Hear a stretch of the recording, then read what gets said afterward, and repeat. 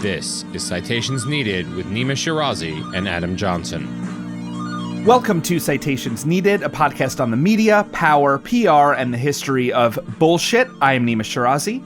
I'm Adam Johnson. You can follow the show on Twitter at CitationsPod, Facebook, Citations Needed, and if you are a longtime listener and have not yet done this, we encourage you to go to patreon.com/citationsneededpodcast and become a supporter of the show. If you are new to the show, maybe at the end of this episode, you'll consider doing the same. Yes, as always, we don't take any corporate ad money or ad money at all. We're not nonprofit supported. We are 100% listener supported. So if you do like the show, please support us on Patreon if you can. Thank you so much. Surrounded by children, DeSantis signs the Parental Rights in Education bill, ABC 13 reports. Biden partnered with organization which questioned parents' rights to be notified about their kids' transition, Fox News tells us. Parental rights isn't a partisan issue. It's what's best for our children, an opinion column in the Washington Times warns. We've heard these cries for over a century from reactionary forces. We're just a bunch of scrappy parents protecting our kids from sinister, secular forces of state control. But what does parents' rights mean exactly? Which parents' rights are we talking about? Which rights are we centering, and who funds which parents to assert which set of rights that we are told are essential to these quote-unquote parents? There is, of course, no essential parents cohort with a coherent ideology and view on education. But as a term, it's a useful stalking horse for far-right political projects targeting education, namely those opposing secularism, anti-racism, LGBTQ existence, labor, and teachers' unions. A skeleton key, effectively, for whatever reactionary cause doesn't want to be presented as such. After all, who could oppose parents' rights? Like the clever term pro-life, the parents' rights label is similarly designed to put advocates of secularism and progress on the defensive, to erase parents who oppose a far-right agenda, and court sympathetic and whitewashing coverage from corporate media. On today's episode, we will discuss the history of the so-called parents' rights movement as a popular right-wing slogan, from its uses in opposing child labor in the early 20th century to pushing religious indoctrination in public schools in the 1990s to today's attacks on trans people and teachers' unions, how its evocation by the right and acceptance by media outlets obscures the darker motives and political forces at work, and why any media framing of what parents want or don't want is inherently mugging bullshit. Later on the show, we'll be joined by Jennifer Berkshire, a teacher, writer, and co-host of the education podcast, Have You Heard? Her analysis of education and politics has appeared in The Nation, The New Republic, The Baffler, and The New York Times. Her most recent book is A Wolf at the Schoolhouse Door, The Dismantling of Public Education and the Future of School, co-authored with Jack Schneider and published by the New Press.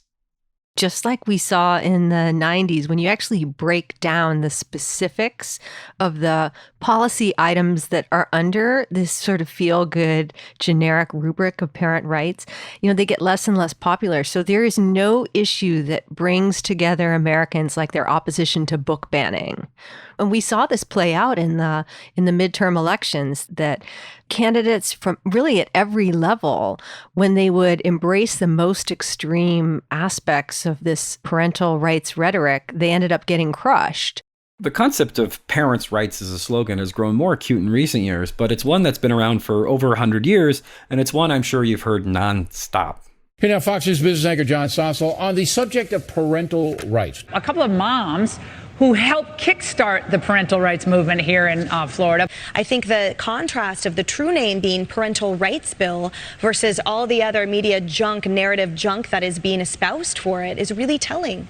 Sexuality in schools, but isn't this really just about parents' rights and parental rights in education? DeSantis ripping into Disney, saying it only opposed Florida's new parental rights law after the woke mob came after Disney. We're going to dig in next in the Evening Edit. I'm making sure that we're going to stand up for parents' rights.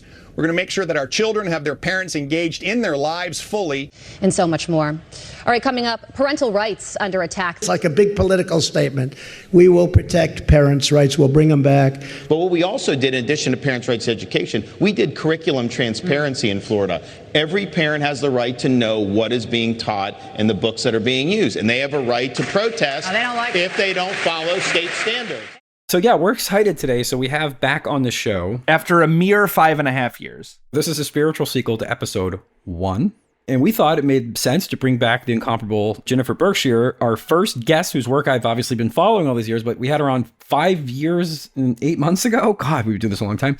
And we're so excited to have her back on the spiritual sequel. There is no limit to the throwback. That's right. And it's been thrown back as far as it could possibly go. Yeah. So this is a sequel to that. This is a sort of similar current in our politics, which is the attack on education, attack on secularism, and above all, let's be honest, the attack on teachers' unions, the ultimate perennial boogeyman of the right. Our first episode ever from July of 2017 was on charter schools and how that movement, the push for charter schools, funded by large unaccountable philanthropy, funded by corporate donors, funded by hedge fund managers, sounds like it's about, what have we heard, Adam? School choice. You just need choice. We've talked about it in healthcare. We've talked about it in whether you can join a union or not. You just need the choice. That most American value of freedom. You have freedom to choose, right? Unless it's, of course, about a woman's body. What's more valuable than choice is rights. You have a rights. And certain constituents, we were told, have rights. Right. And parents' rights, which is an idea we've been rattling around for a long time because it keeps coming up in so many of our episodes kind of tangentially, is this really great right-wing watchword. Because obviously, Nima, who could oppose parents' rights, especially people who have children? You're like, oh, I'm protective of my children, right? Everyone in their own mind thinks they're Liam Neeson from Take It, right? There's I'm going to protect my kids from baddies. But yeah, there's this idea of parents' rights as this kind of fundamental good. And we're excited to talk about where that term comes from, how it's grown so much more popular in the last 2-3 years. And why, if you hear parents' rights, you have just an image of the 2008 Beijing Olympics, like that many red flags. Like that's how many red flags are going off when you hear the word parents' rights, because you are almost always getting your wallet picked if you hear that term, because it is almost always a bullshit term. Parents' rights is sort of what you get when you combine the homeschool movement in its next iteration with like anti-abolition states' rights. You get parents' rights. It smuggles in all these things where you get to say it's about one thing. There's this really kind of clever phrase that sounds really good and appealing. And yet there's so much packed into that. But as we tend to do, let's go back and talk about history. The first widespread English language use of the term parents' rights really began to emerge in the UK in 1907 and 1908 as the British Parliament and broader public debated the 1908 Children's Act, which, according to author Dan Morehouse, sought these specific reforms. Morehouse writes, quote, "Cruelty. The act legislated to minimize the risk of child cruelty. This built on previous acts of parliament and opened the door to prosecution in further cases. Examples of child cruelty cited are children under the age of 7 being left unattended near an open fire, and suffocation of children when they sleep in a bed with an intoxicated parent. The act also made it a requirement for paid childminders to register. Upon doing so, they could be inspected by the local authorities. They were also forbidden from taking insurance out on children for whom they cared. This prevented them from profiting from a child's death or injury. Additionally, prior to the Children's Charter, children faced the same sentences and punishments as adults if convicted of a crime. Following the Children's Charter, this changed. No longer was a child subject to capital punishment, and children were no longer sent to adult prisons. Instead, they were sent to newly established borstalls, or juvenile detention centers. A ban on the sale of tobacco to children under the age of 16 was also introduced. The police were given the right to confiscate tobacco from children. Additionally, the act promised that children would be entitled to an education. It also banned the non-medicinal use of alcohol by children under the age of 5. So naturally, religious leaders and other conservatives in the United Kingdom did not like this bill, specifically the sections on secular education and laws against child labor. And so, again, you have to understand is that for hundreds and hundreds of years, children were property. They were basically cattle of adults. The idea that they would have separate rights protected by the state in a lot of places was a fairly new concept. And so, of course, this led to outrage because what was being offended here?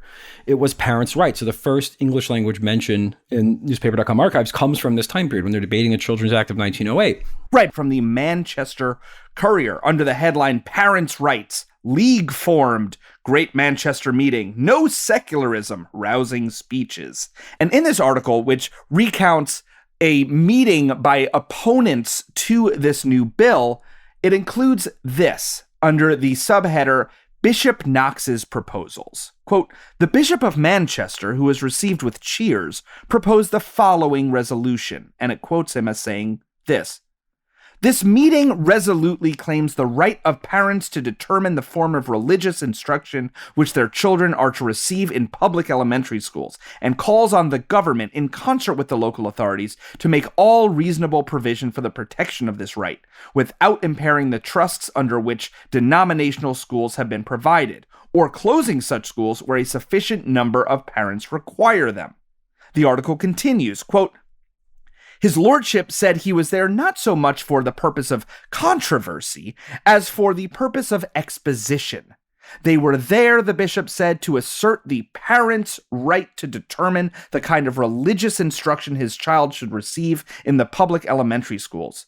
It quotes him again. "Public opinion demands," said his lordship, "and very rightly demands, that a parent's right over his child shall not extend to the power of bringing his child up in ignorance. Our church has always been in hearty accord with this principle, and has done her best for centuries to secure for all her children sound education. And the church as a body heartily supported the idea of universal compulsory education. So the state has undertaken the work of education, but as the parents' rights are limited, so are the rights of the state limited. The state has no right to bring up the children of Christian parents with a godless education, nor has a state a right to say to parents, your child shall either receive one particular form of religious instruction, or the child shall receive a godless education." End quote.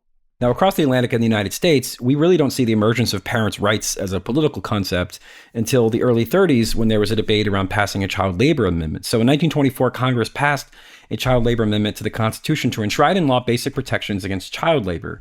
Because it was a constitutional amendment, it needed to be ratified by 3/4 of the states per Article 5 of the Constitution. So it lingered for a while. But then when FDR was elected in 1932, and with the onset of the Great Depression, there was renewed interest in passing the child labor amendment, which ultimately wasn't passed, but was kind of made void because of a subsequent law in 1938. But the debate around it really shows how this concept of parents' rights was used to frame an opposition to the bill. So this is from the New York Times from January 10th, 1934, when there was a real concerted effort by Democrats, because they had the majority, they had the White House, to pass a child labor amendment enshrining child labor laws into the Constitution. Here's the headline from January 10th, 1934 in the New York Times, quote, "Opposes child labor bill. Cardinal O'Connell says it'll weaken parents' rights." Boston, Massachusetts, January 9th. Personal opposition to the child labor amendment as tending to, quote, weaken the rights of the states and, what is worse still, the rights of the parents over their children has been expressed by Cardinal O'Connell. In a letter to Alexander Lincoln of Boston, the Cardinal wrote as follows: "It has been brought to my attention recently that my position in regard to the child labor amendment has been misrepresented before the public. In talking with some of those who called to see me about this measure, I said that I would prefer not to engage in any public way against this measure, but that does not mean that I have changed my position, for I am personally, as always, against it. I read not only the superficial meaning of the measure, but the spirit of it, and I feel that this spirit will tend in the future to weaken the rights of the states, and worse still, the rights of parents over the children." Cardinal O'Connell left today for a month's vacation in Bahamas, end quote. And so I love that kicker. Such a good ending. Then he went to the Bahamas. Yeah. And this from the Newport Mercury in March of 1934. A headline reads, "Disapproved child labor amendment. President McCarthy says it invades parents' rights. Providence College head speaks on Catholic action. President Lorenzo B. McCarthy of Providence College gave another in a series of Catholic action talks sponsored by the Catholic Daughters of America in St. Joseph's Auditorium Thursday evening. He expressed his disapproval of the proposed child labor amendment to the Constitution, claiming, quote, within a quote, it is an invasion of parents' rights and not in accord with traditional American doctrines, unquote." So here you have this idea that parents have this ultimate domain over children.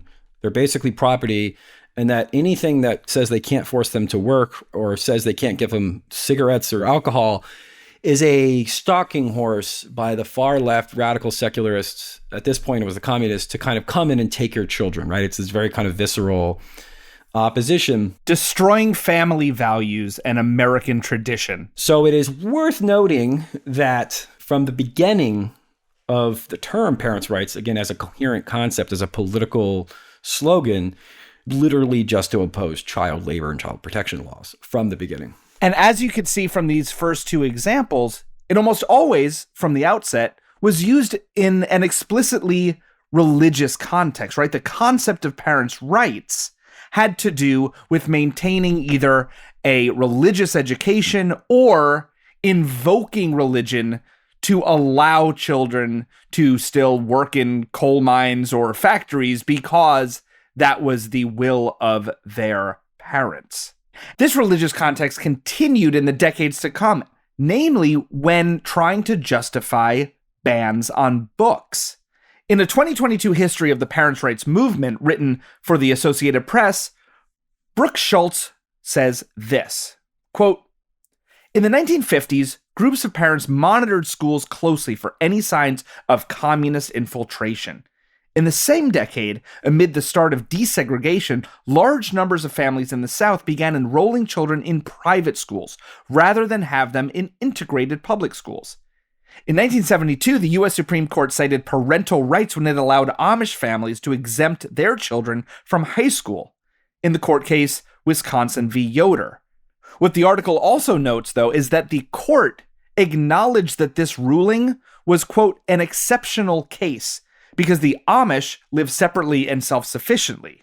As the parents' rights movement gained more traction in the decades following, obviously this kind of justification fell away, became less important, and it just became about parental rights, not about certain communities wanting to exercise certain rights. Yeah, and of course, by parental rights, they mean right-wing busybody rights. Increasingly from the 60s, 70s, 80s, the parental rights label was used for groups that were explicitly designed to ban books. From a New York Times article from June 3rd, 1971, book ban is eased by Queens Board. District School Board 25 in Flushing, Queens, voted last night to adopt a compromise proposal modifying its ban on the book Down These Mean Streets from student libraries. The ban, instigated in April, divided the board and some segments of the community, which included parts of Flushing, Whitestone, and College Point.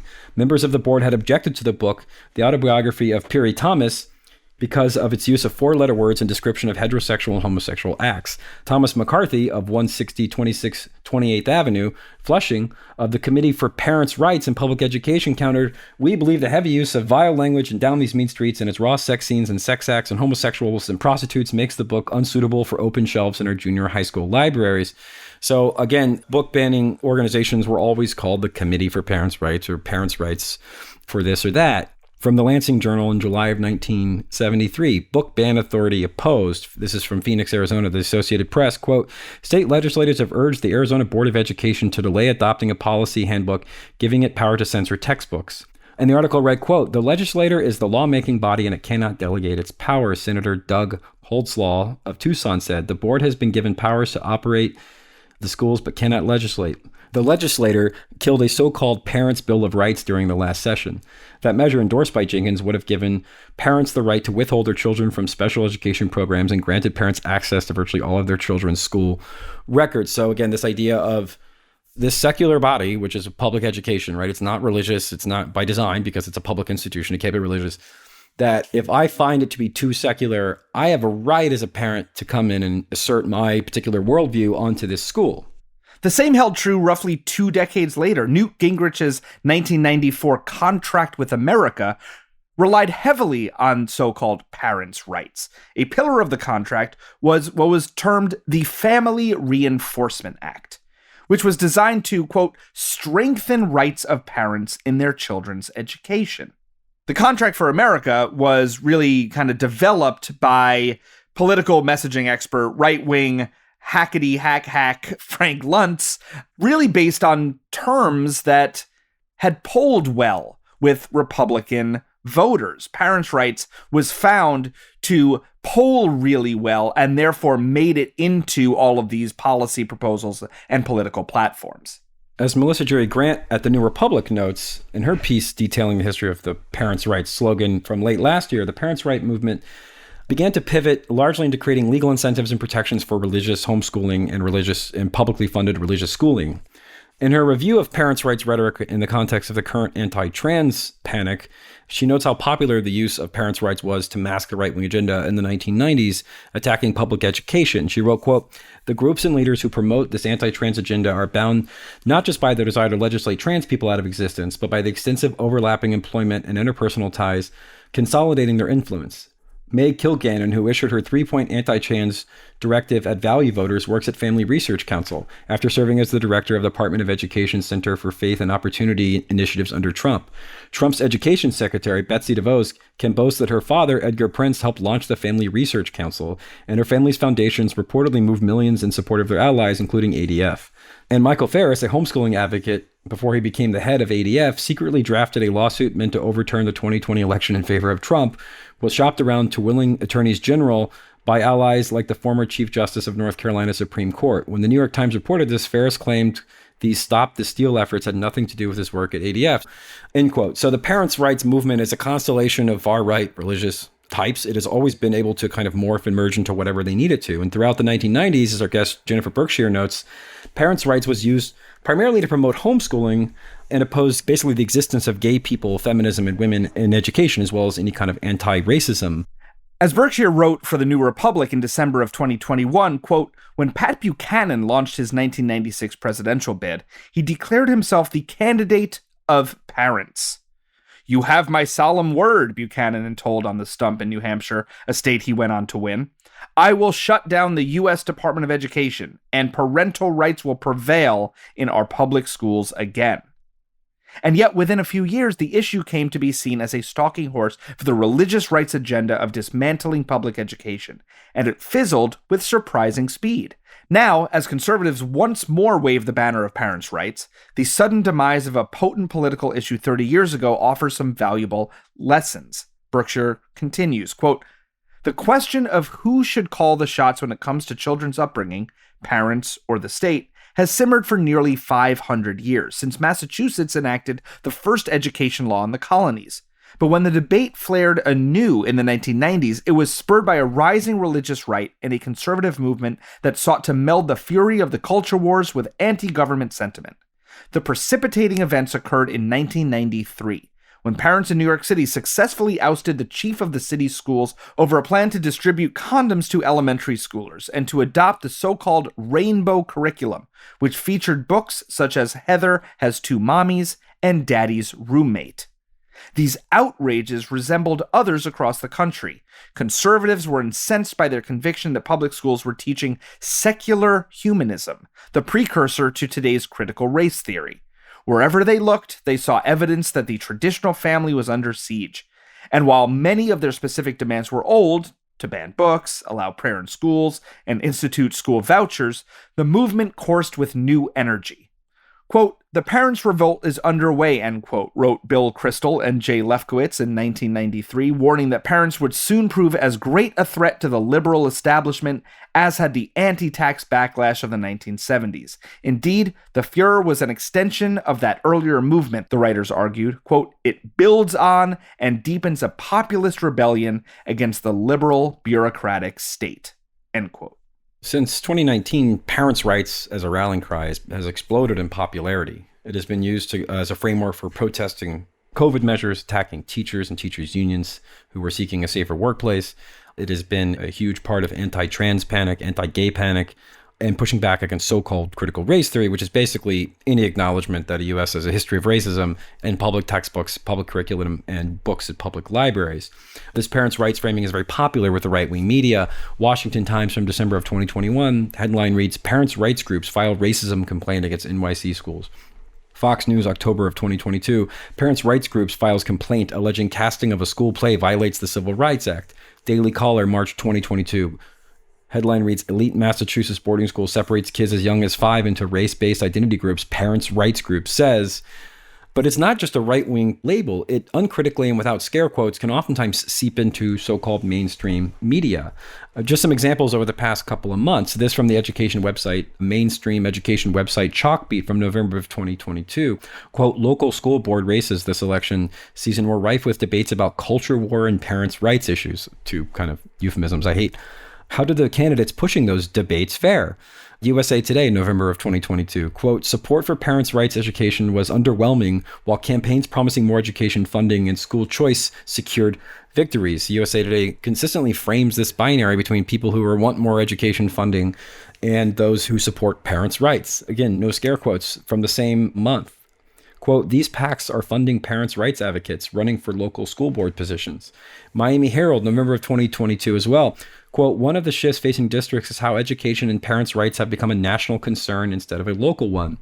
From a local ABC affiliate in Alabama from December of 2022, quote, parents' rights took the spotlight in communities across the United States this year as local school board meetings were dominated by parents seeking accountability from administrators over a wide range of issues. They're just parents seeking accountability, right? The Virginia Pilot, a mainstream publication in Virginia from January of this year, quote, parents' rights in schools appears to be the focus of upcoming Virginia legislative session. So when you frame this as an issue of parents' rights, you really launder, obviously, and delude the real motivations at work here. And while not every mainstream publication does it, New York Times doesn't really do it, but a lot of local publications, local media, television media routinely adopts this framing of parents' rights without much criticism. Sometimes later in paragraph, 17, they'll say, this particular parents' rights groups is right-leaning or conservative. But there's this idea that there's this organic bottom-up parents' rights, quote unquote, movement, much like school choice. It's really funded by a handful of right-wing billionaires like the Scaife, like the Kochs, like the Waltons, like DeVos. There's a huge constellation of groups that use the parents' rights label who, again, are not representative of parents per se. And other liberal media have adopted, without necessarily using the label uncritically, have adopted the framework, which we've talked about on the show actually before in a news brief from January of last year. While they didn't explicitly use the term parents' rights, certain mainstream media have oftentimes discussed right-wing attacks on teachers and teachers' unions as parents versus teachers. From a January 8th, 2022 article in the New York Times, the headline read, as more teachers' unions push for remote schooling, parents worry, so do Democrat. But what was the empirical basis that somehow the parents were against these measures or against teachers? The article didn't provide any. It didn't provide any polling. It didn't do a survey. It didn't ask them. You see this routinely with the quote-unquote school choice debate. Parents are framed as being against teachers, right? There's this mysterious cohort of parents who have this particular right-wing agenda, and they're said to represent, I guess, all parents, most parents, many parents, 10% of parents, 20% of parents. I don't know, but they're the ones who show up to meetings, and those are the ones who get outside funding and get outside, again, these organizations that we mentioned earlier. They fund PR, they fund press. They obviously build up alliances with existing electeds at the local level and school boards and community boards and city boards. And they're just sort of seen as this nebulous parent group. Because if you say right-wing parent group or conservative parent group, they get really mad and they say, well, that's not true, White grievance politics parent group. Right. And that sort of doesn't sound good. And then in January 23rd of 2023, the New York Times again played into this parents versus this evil, sinister, secular institutions with another article that was widely criticized by LGBT activists, sensationalizing and not providing a ton of context about students who transition in school without telling their parents. The article was headlined, When Students Change Gender Identity and Parents Don't Know, with the subhead, Educators are facing wrenching new tension over whether they should tell parents when students socially transition at school. The article did not mention any parents who were perfectly fine with it. So the parents who would be okay with that or parents who would support that don't matter. What matters is the parents who are conservative or right-wing become this sort of generic parent label. It also relies on, a fundamental contradiction. Not to hypocrisy monger here, Adam, but if some parents don't want certain books taught in class, don't want certain subjects taught in a certain way, don't want their children to know a certain kind of, say, accurate history of the United States, they are seen as advocating for parental rights. But then we don't hear, as you've been saying, we don't hear all the parents that fundamentally want those things as part of their children's education. Where are those parents' rights to say, no, I actually think that my kid should, let's say, wear a mask during a global pandemic? No. If you don't matter. If you're a liberal, progressive, if you're the father or mother of an LGBT kid, if you're Jewish, Muslim, you don't matter. Yeah, exactly, right? So it's like there's this silencing of the parents who actually are in favor of these things or think that say the educators, the professional educators, the teachers who have committed their lives and careers to teaching your fucking kids might have some sort of idea about what they're doing, or might take the care to teach things that are important for kids to learn and offer up ways that other viewpoints can come into play. Now, of course, that can also go to the extent where we see parental rights advocates saying that there should be both sides taught about the Holocaust. Well, both sides needed, but what are the both sides of slavery too? It's very popular now because parents have a rights over there. No, exactly. Whose parents' rights are actually being affected here? And this movement, with its big donors, have real life political implications. In the middle of last year, June 2022, Bella DeMarco, a policy analyst for the website Future Ed, wrote that the site had, quote, identified 84 bills in 26 states pre-filed or introduced this year alone that seek to expand parents' rights in schools. So far, 6 have been enacted, 2 in Florida, 2 in Arizona, and 1 in Georgia and Louisiana. One more bill in Kansas has cleared the legislature and awaits the governor's signature. Some expand or amend existing Parents' Bill of Rights, while others establish such a bill for the state. End quote.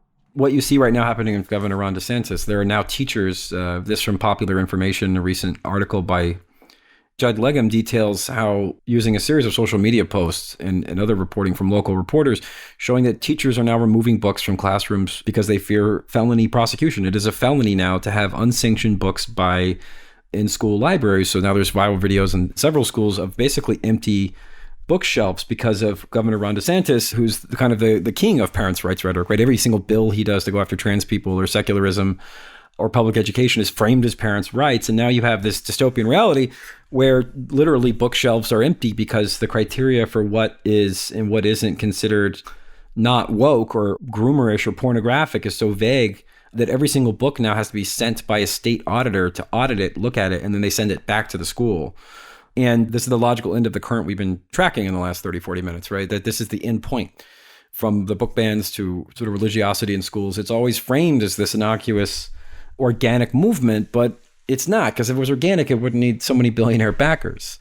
So before we get to our guest, Jennifer Berkshire, we should point out that some liberal organizations are kind of onto this, right? And are pushing back against the right's sole ownership of the term parents' rights. So kind of a wresting back of control of the language used to, motivate people, to inspire people to believe in one thing or another. So this is an article from November 1st, 2022, written by Libby Stanford in Ed Week, headlined, "These groups are pushing back against divisive parents' rights policies." That's divisive in quotes. The article says this, quote, "The organizations led by the National Association for Family, School, and Community Engagement, a professional membership organization focused on family engagement, have all signed on to the Healing the Growing Divide initiative, which aims to provide a counterpoint to themes that have dominated the parents' rights movements of the past 2 years. Members of the groups pushing back say they aren't against parents' rights as a concept, but have growing concerns over how the term has been used to support policies such as bans on books, efforts to censor classroom instruction about so-called divisive concepts like race, gender, and sexuality, and efforts to exclude transgender and other marginalized students from school-related activities. Quote, "You're never going to hear our organization suggesting anything other than the fact that parents have an important role in their child's education," end quote, said Vito Borello, executive director of the NAFSCE. "But what we believe is happening right now is a lot of these parental rights bills are focused on censorship. They're focused on book banning. They're focused on exclusion. They're focused on culture wars and political perspectives. And they're focused on dividing parents and teachers," end quote. The article continues, "Through the initiative, the group hopes to stand against, quote, exclusionary narratives that deploy divisive tactics," end quote, according to its announcement about the initiative. For example, the group is standing against policies that use one group of families to speak out on issues that attack or exclude other students and families, use families as, quote unquote, watchdogs against educators, and force educators to exclude or stifle the inclusion of students and families due to their race, sexual orientation, or gender identity through restrictions on curriculum. the language they're allowed to use, and other teaching practices, end quote. So basically, psycho-religious bigots don't have the monopoly on being parents. That despite what they think, again, despite their view of every left-winger, liberal, or even centrist or secularist being a sort of alone, sad, no children, whatever kind of cliche they have in their head, like left-wing people, liberal people, progressive people, trans people, gay people, immigrants, etc., minorities, black people, everybody who's not their, insular world, they have kids and they have kids that go to school, or they're close to someone who has kids go to school, and they have a right to say what exists in their education and their curriculum as well, and they certainly have a right to maintain the secular nature of public education. And they too should have a voice in what our education is and to keep it secular and non-sectarian. To talk about this more, we're now going to be joined by Jennifer Berkshire, a teacher, writer, and co-host of the education podcast, Have You Heard? Her analysis of education and politics has appeared in The Nation, The New Republic, The Baffler, and The New York Times. Her most recent book is A Wolf at the Schoolhouse Door: The Dismantling of Public Education and the Future of School, co-authored by Jack Schneider and published by the New Press in 2020. A new paperback edition comes out this March. Jennifer is going to join us in just a moment. Stay with us.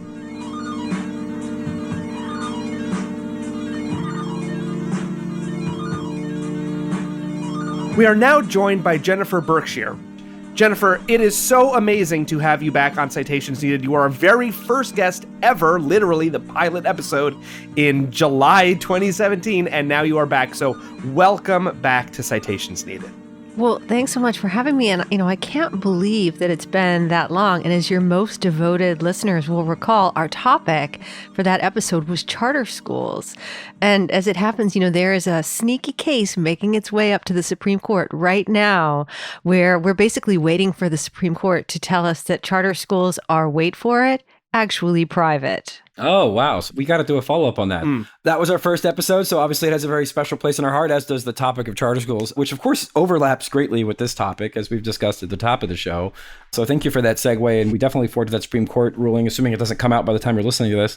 I know these things are quite mysterious. It's like choosing a pope. You get like some smoke, and then your whole rights either go away or they stay. You're never given new ones, though. It's only bad or neutral news. So I want to sort of talk about this framing of so-called parental rights, which definitely informs much of the charter school movement as well, but now is long expanded to kind of whatever sort of reactionary assault on the public institution of education is. You write that it's, quote, a right-wing stalking horse, which I thought was a sort of perfect summation of the cliche parental rights. I want to begin by discussing, it's a term that's been around, as you know, for a very long time, but it became more potent, more acute, and more popularized in the 1990s as a kind of GOP wedge issue against the liberal state, specifically education and teachers' unions. Teachers' unions, of course, being not only something they hate for ideological reasons, but also a very huge, important constituency of the Democratic Party, right? So it's kind of a win-win for them to go after that. You write that, quote, Heath Brown, a professor of public policy at CUNY John Jay College of Criminal Justice, argued that the emergence of parental rights as an animating issue in the 1990s can be traced to the antipathy towards the Clintons. It's not a coincidence, he suggested, that you see parental rights emerging at the same time as the conservative movement is starting to target Hillary Clinton, which I thought was a really great framing because it did kind of tie into this idea that there was this, you say before there was critical race theory, there was secular humanism was the boogie word. Can we talk about its origins and its modern iteration in the 90s? I know it sort of predates it, but I want to kind of start the clock there because I don't want to go back forever. How it became a really successful pitch and how it was kind of tied to this broader concept of deteriorating family values. Yeah, I think people would be really surprised to go back in our time machines to the 90s and recognize immediately just how similar the debate is, that all the same terms were being thrown around. And while the specific charges were a little bit different, they were worried about videos, in VCRs as opposed to TikTok, but the larger charges were all the same. And when you think about the Hillary Clinton angle, it makes a lot of sense. What was her book called? Well, It Takes a Village. Oh, yeah. That is exactly the view of the world that they are railing against. That village is out to undercut the authority of the family. And, people probably don't remember that parent rights was actually a plank in the contract for America.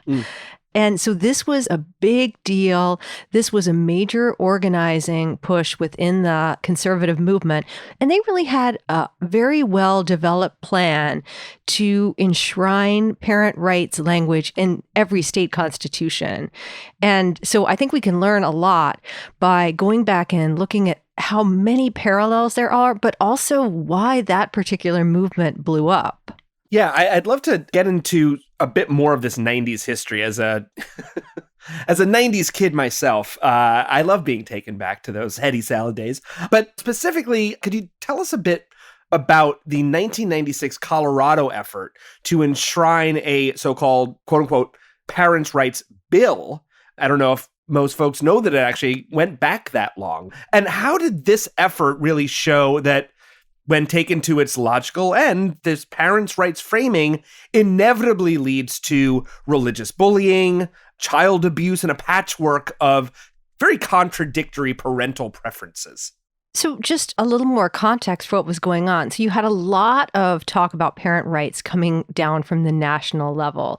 And like right now, we really have a strong sense that there's this through line from Pat Buchanan in the 90s to the current day Republican Party. Well, a big piece of that was parent rights. When he announced his campaign in New Hampshire in 96, he made a big push for parental rights. And so you saw this not just happening in the sort of, the discourse level, but there was stuff happening in every state. But almost, what would happen is that the more people got to see for themselves where the sort of feel-good language led, the more suspicious they would get of the cause. That it's one thing to talk in very general terms about parental rights, is another thing to start talking about banning the books or rolling back the rights of gays and lesbians, which were in the 90s were very much being fought over. What happened was that in multiple states, these efforts fell short, much to the disappointment of the groups that were leading the charge. And there were some very familiar names. You'll recognize one of them. It was Betsy DeVos. So they decided that what they would do, because they were falling short at the state level, was to put all of their eggs in the Colorado basket. They would put a referendum up for vote, and they would amend the Colorado Constitution. And they were convinced that they would be successful. And then after that, they would really run the table. And they would amend state constitutions across the land, and they would enshrine language basically just saying that, parents have the right to direct the health and education of their children. Mm-hmm. And so it played out in exactly the way that I described, that it starts out as a sort of general campaign. It's polling really well. And the more people get a sense of what that's actually going to mean for schools, but also in the case of Colorado for private businesses, that just as we're hearing today that extreme Republicans aren't just interested in seeing the books pulled from the school library, they also want to keep Barnes and Nobles from selling the book. Well, that's exactly what was happening in Colorado. And so this, sort of general pitch for parent rights that no one could disagree with really became divisive. And, by the time the vote was held, it went down to crushing defeat.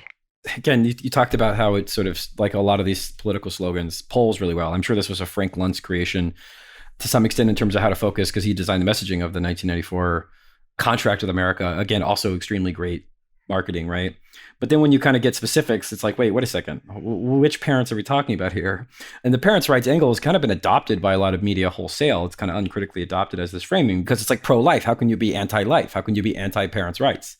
The idea of forfeiting your children over to the state, it gives people the image of the movie The Killing Fields, right? Where the Khmer Rouge has a stick figure drawing of a family and crosses it out. And while the intercom says, this is the year zero, your family is now the state. That's kind of what the image they're trying to convey, right? And then when you drill down in specifics, it gets a little dicey, because according to what parents? The New York Times loves to use this framing of parents versus teachers, but they don't say which ones. And then when you look at polling, it's like actually parents are very divided on these key questions. And it's become, like you talked about, it's become a kind of right-wing skeleton key. It's used for quote unquote trans issues, which is to say anti-trans bigotry. It's used for, like you said, anti-gay bigotry. It's used for charter schools. It's used for anti-COVID measures. It's anti-teachers union. It can kind of be used for whatever you want it to be, because it's so goddamn generic. So if you could, I want you to talk about this framing of parental rights. Is there a poll? Which parents are these? It seems like it's this classic kind of, I don't want to say the squeaky wheel gets the grease. It's more like the wheel with a lot of money gets the grease. Like it's obviously an issue of astroturf to a large extent. Can you talk about how this kind of vagary, as you know, this genericness lends itself to pretty much smuggling in whatever kind of right-wing hobby horse one wants to smuggle in? Yeah, you're absolutely right. And it's not just that things are being smuggled in, but things that are really unpopular are being smuggled in. So just like we saw in the 90s, when you actually break down the specifics of the policy items that are under this sort of feel-good generic rubric of parent rights, they get less and less popular. So there is no issue that brings together Americans like their opposition to book banning. And we saw this play out in the midterm elections, that candidates from really at every level, when they would embrace the most extreme aspects of this parental rights rhetoric, they ended up getting crushed.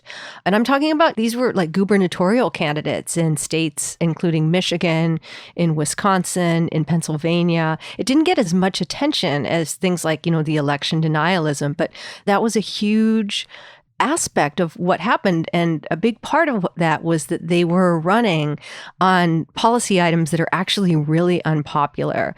And we should talk about the media framing of all this, because I have a theory that I want to try out on you. The parents' rights story has never really made sense. We're supposed to believe that what happened was that parents, first of all, had a chance. They got a peek into what their kids' education actually looked like because of the pandemic. And, they were furious. But then their next demand was to reopen schools. So I always thought, well, that seems a little contradictory. If your complaint is that little Adam is being indoctrinated, why would your first move be to reopen schools? But that's what happened. And then from that initial demand about school reopening came a whole host of anti-COVID mitigation measures. And then these more and more extreme cultural issues, so that you went from being a school reopener to wanting to ban critical race theory, social emotional learning. Now you're obsessed with trans issues, and you're pushing for really extreme language that essentially gives you the option to deny the existence of a trans kid because it violates your religion. So we are lumping together an awful lot of things there into a narrative that doesn't hold a lot of water. And my theory is that the reason that the press and prominent pundits in particular have been so gullible about this is that we know that they were out of step with the public on the issue of school closing. We've seen poll after poll after poll that the strong majorities of parents, as awful as the pandemic was, they more or less thought that their local schools did the right thing.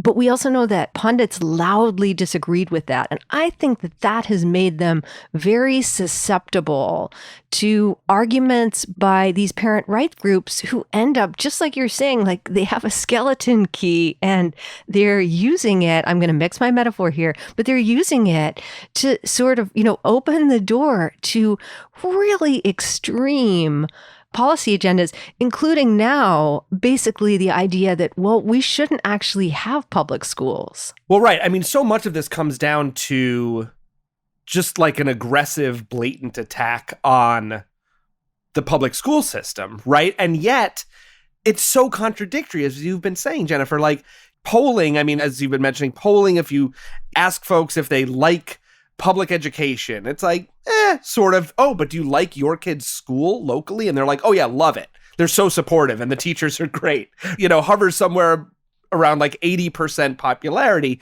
And, it's almost like that people like their congressperson, but they hate Congress, quote unquote, Congress writ large, right? Right. People hate shit in the abstract, but the reality is that when they actually interface with it, they actually like it. Right. They actually like it. And so, kind of to dig a little further into the media component here, you actually teach in the journalism program at Boston College. And so it's not just your analysis of education and politics, but also this like media component that I really want to keep kind of going a little deeper on, in that, as you've been saying, there are all these things that are actually popular with people. And yet the media has decided, writ large, corporate media largely, and right-wing media certainly, to establish, I think, this like false parity between, say, parental rights advocates and, well, on the other side, teachers, right? So then there's parents versus teachers, but it's also parental rights as being equally cared for, equally influential as those who actually don't see things in that way. And so who do you think actually holds the power here, right? I mean, you've said that banning books is one of the kind of least popular things in this country, and yet there are still many, many school districts that ban books, many, attacks on libraries. And so who is wielding the power? Is it school boards? Is it local governments? Why do these things still happen when actually publicly the parents and communities writ large do not favor these things? Well, you can certainly look at all kinds of school board elections, including elections covering whole states, where you've seen the public, you've seen parents, you've seen teachers and communities really band together and say, no, thank you, absolutely not. And part of the culpability in the sort of media framing that we've been talking about is how little coverage that stuff actually gets. And I'll give you an example.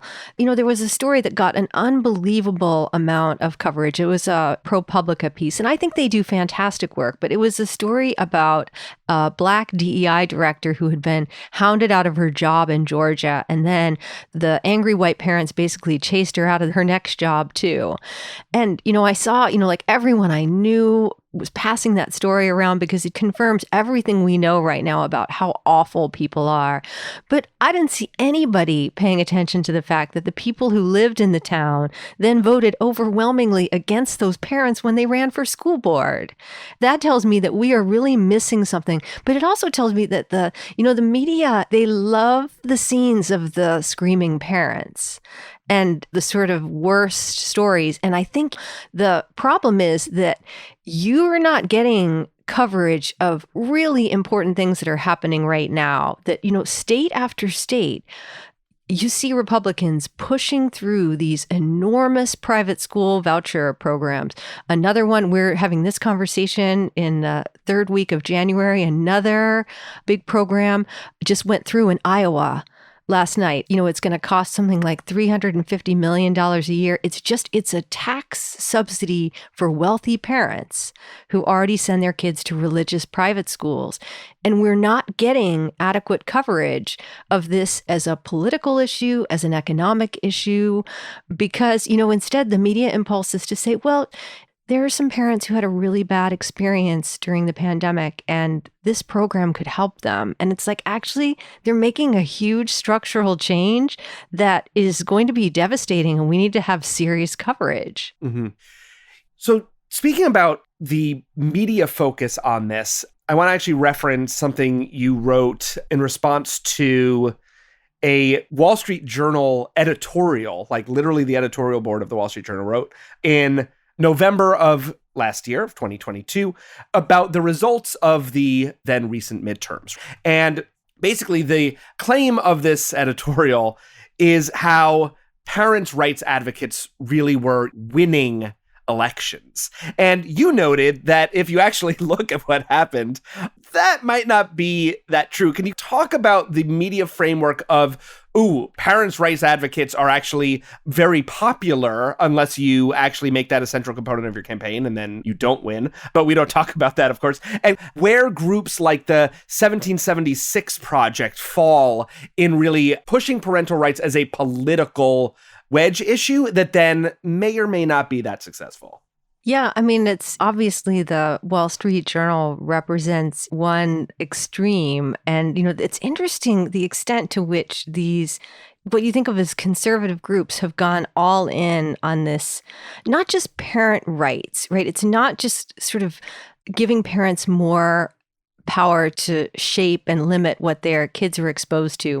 But the real trend in conservative education policy is that we're just going to give money directly to parents and we're going to let them do whatever they want with it with no oversight. And so there's just a supreme irony right now that as you're hearing Republicans in DC sort of lecture and hector about debt and too much spending, that these enormous voucher programs are being enacted in places like Iowa, but they're coming down the pike in all these states. Florida's up next, Texas is coming, and they're set up by design so that you can't see where the money goes. Right.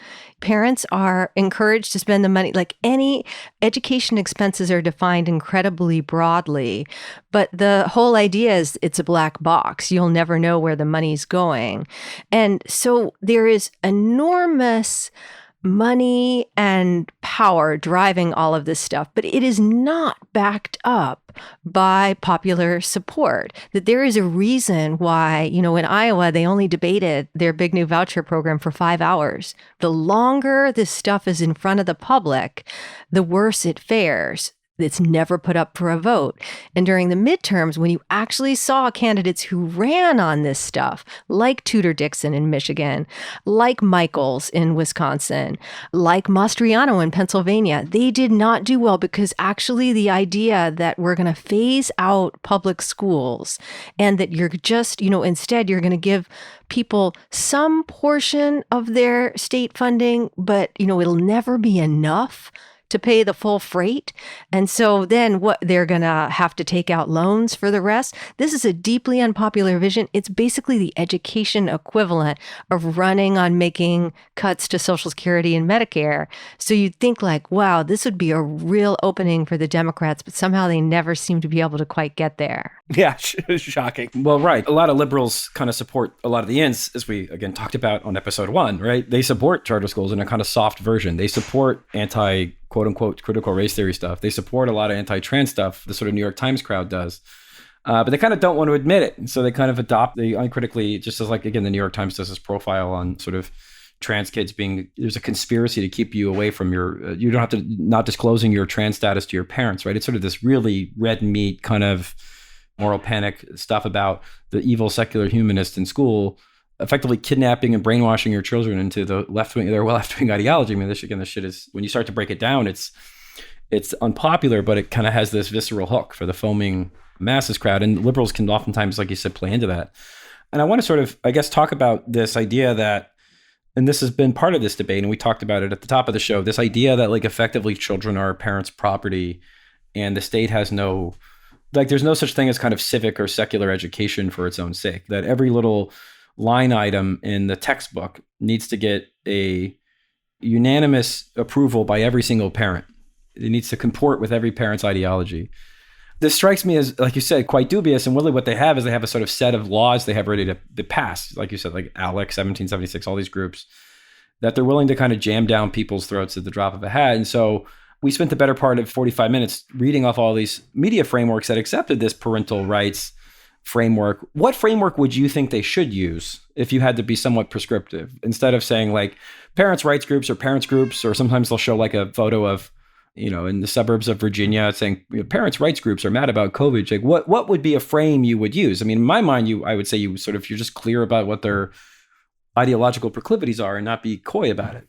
Yeah, and especially since a lot of them are very eager to talk about their end goals. And so there was this big flap because there was somebody in Utah, which yet another state that's on the cusp of passing an enormous private school voucher program.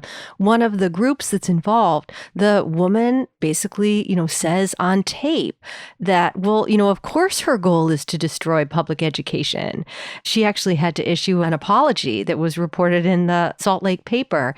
And it's rare that you actually get to hear the quiet part just blurted out that way, but you don't have to poke around very far to find out what the objectives of these groups actually are. And so, yes, I would absolutely make sure that people understand that.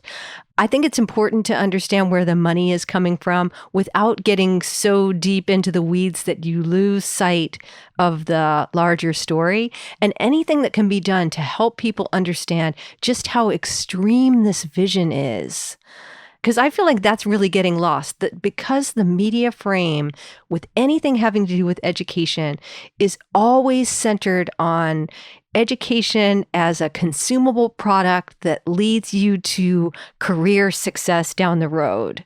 And most of the people who are doing the reporting, that is the view of education they were steeped in, and they are the beneficiaries of that vision. And so it's almost impossible for them to imagine any other way to conceive of it. And so somehow they end up telling a story about, well, this individual parent, she's kind of unhappy with the fact that the teacher knew that her daughter has gender questions.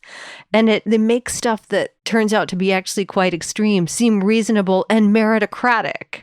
And that's where we really start to run into problems. And of course, mysteriously, when some school district in Oakland wants to teach about Black history or reparations, those particular parents' rights don't matter at all.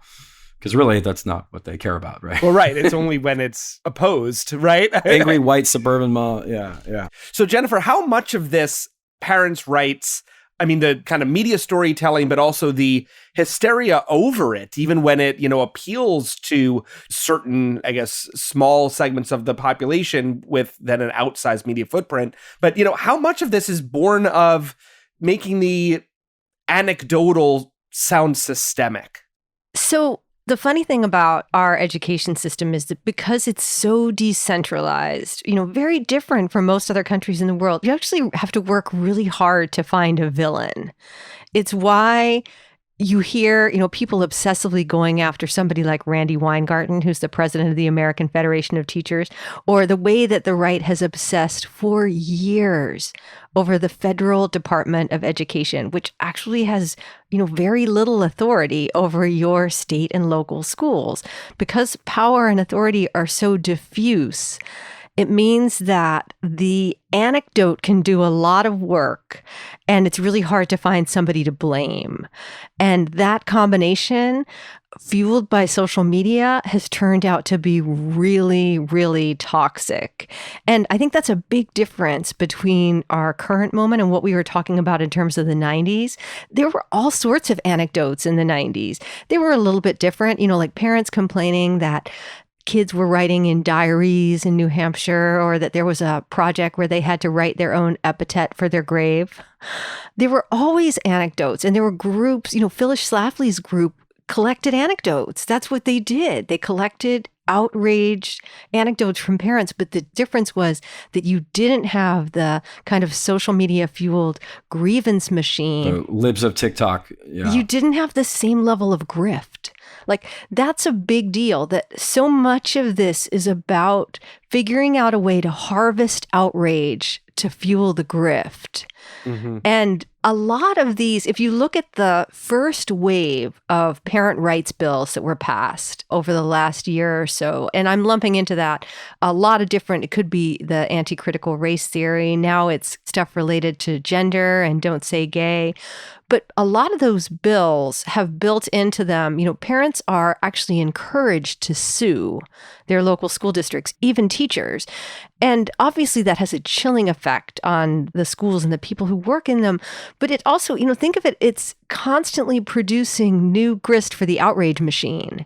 Yeah, because there's millions and millions of teacher interactions every day. You can just, it's sort of what the Koch brothers do with campus crazy, sophomores at Oberlin, right? You have a snitch network, effectively, where you can get paid to find stuff that's superficially outrageous, even though 95% of the cases you look at them and it's totally distorted, right? Sometimes some idiot does something, but it's pretty rare. And then every lawsuit gets reported on. Right. And so there are groups now, incredibly well-funded groups. I'm thinking of one called Parents Defending Education, that all they do is file lawsuits.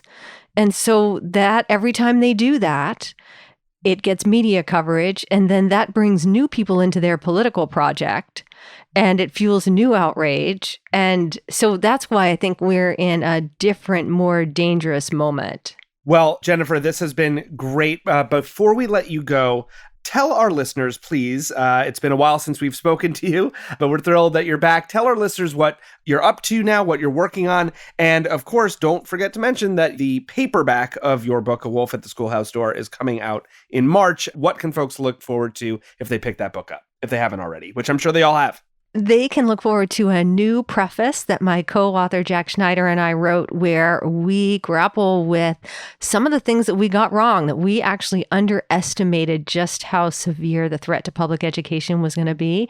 And we are embarking on writing a follow-up, and we're really going to try to help people understand how what we're seeing with respect to education is part of this sort of great civil rights rollback. And I think it's going to be very eye-opening, although somewhat depressing to write. Eye-opening, depressing is our brand, so we appreciate that. And of course, you know that better than anyone else as our first ever guest, and now back with us. Jennifer, this has been wonderful. We've been speaking with Jennifer Berkshire, a teacher, writer, and co-host of the education podcast, Have You Heard? Her analysis of education and politics has appeared in The Nation, The New Republic, The Baffler, The New York Times. Her most recent book is A Wolf at the Schoolhouse Door: The Dismantling of Public Education and the Future of School, co-authored with Jack Schneider and published originally in 2020 by the New Press. Look out for the updated paperback, which will hit stores this March. Jennifer has been joining us from her home base in Gloucester, Massachusetts. And Jennifer, we cannot thank you enough for joining us yet again on Citations Needed. We need to have you back sooner than 5.5 years next time. Thanks so much, and I'll see you in 2028. You got it.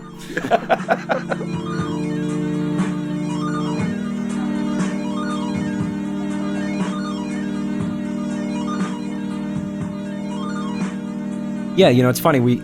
I just feel like so much of the show is we're just doing different versions of Bircherism every 5 years. Like, it just gets rebranded. Mm-hmm. I remember that it was the 2021 off-year election in Virginia where they had all these... It was the first, like, quote-unquote post-COVID election, really. And there was all these articles about the parents' rights movements, and parents in Virginia have sent the message to Democrats, blah, blah, blah. And I just remember thinking... Oh, yeah, Youngkin, sure. Yeah, the great Youngkin. And I was like, they kept talking about parents and parents anger and parents. I'm like, this isn't new. This is the version of... We just do different versions of John Bircherism. We just rebrand it every 2, 3, 4, 5 years. In different contexts, and of course, it's all a bunch of stuff in motion. They have, so much money to play with, and it's all house money, right? None of these people work for a living. They write like 4 op-eds a year, and they're the executive director of the Parents Institute for Child Protection and Anti-Teacher Union. Yeah, whatever. Parents Institute for fucking over poor people, the laziest motherfuckers in the world. The right-wing think tank world is the biggest welfare state on earth. And we keep sort of doing the same thing. And I asked Jim Narikis once at Fair, I said, Jim, how do you keep basically writing the same article all the time? He's like, well, they keep doing the same shit all the time. This is, a fireman puts out fires, that's what he does. And so when you see this every single time, whether it's the Tea Party AstroTurf or whether it's the latest iteration of anti-woke, it's just we reinvent variations of Bircherism with slight differences in emphasis, but it's the same, appealing to the same kind of reptilian part of our brain, the same demagoguery, the same racism, the same hatred and disgust of women, the same hatred and disgust of queer people. We always act, and there are times like, well, this great parents movement, Ron DeSantis is, this woke thing is this new thing, and it's like, it's the same shit. Yeah. Because they have the memory of goldfish. They never give the history. They don't give the history of the parents' rights movement, except for... Pro-slavery people called it states' rights for a reason. Right, because it sounds good. And again, it's just we're just going to keep doing different versions of this, and their targets of their attacks are always more or less the same. Again, labor, women, black people, etc. And so... just another day at the office, I guess, at the Citations Needed plant, just punching the clock, trying to... Putting out the Bircher fire again. It's the same dumb bullshit every time. Well, that will do it for this episode of our Putting Out the John Bircher Fire Citations Needed. Thank you, everyone, for listening. As always, you can follow the show on Twitter at CitationsPod, Facebook, Citations Needed, and become a supporter of the show through patreon.com/Citations Needed. Podcast all your support through Patreon is so incredibly appreciated, as we are 100% listener funded. And as always, a very special shout out goes to our critic level supporters on Patreon.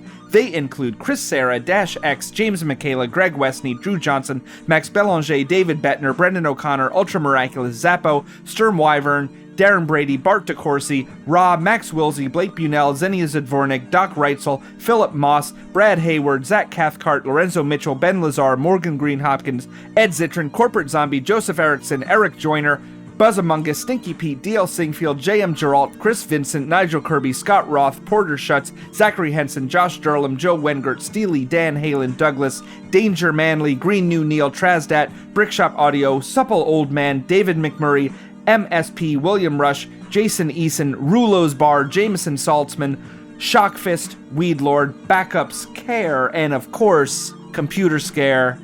I'm Nima Shirazi.